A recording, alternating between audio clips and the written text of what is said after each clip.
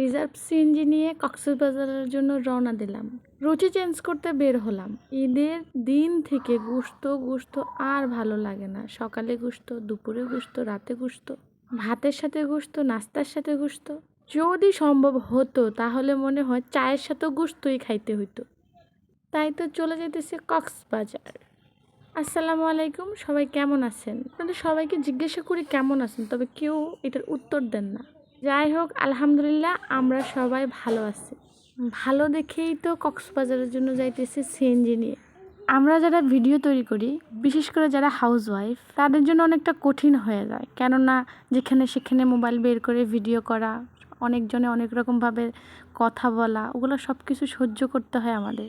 আপনারা অনেকে ভিডিও দেখে ভাবেন কি আমরা আমাদের বেনিফিটের জন্যই ভিডিওগুলো তৈরি করি। আসলে কি বেনিফিটটা অনেক পরে, বেনিফিটের কথা চিন্তাও করা যায় না। আপনাদের একটা লাইক, কমেন্ট, শেয়ার এটাই আমাদেরকে অনেক আনন্দ দেয়।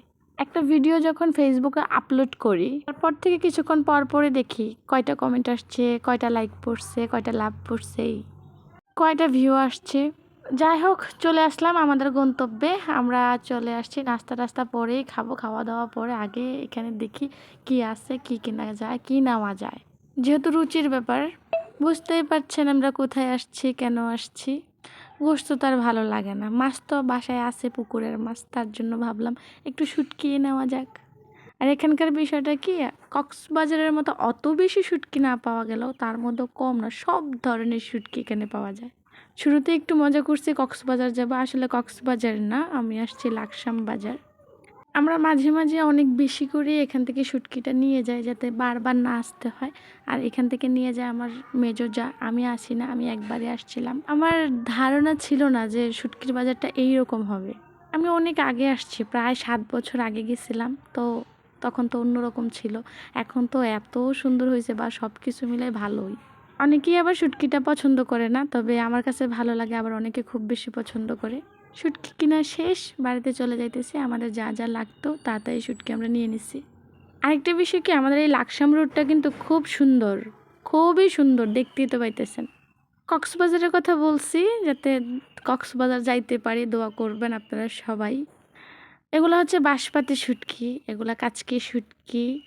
আর বাড়িতে চলে আসছি, এখন এগুলো গুছাইতে হবে, তার জন্য আবারও বের করলাম। এগুলো হচ্ছে চিংড়ি শুটকি, বড় বড় চিংড়ি মাছের চিংড়ি শুটকি। এটা শীতল, এটা অনেক দামি, কিন্তু 400 টাকা কেজি। তারপর আরও একরকম শীতল আনলাম, এগুলা আমার ঘরের জন্য আনছি।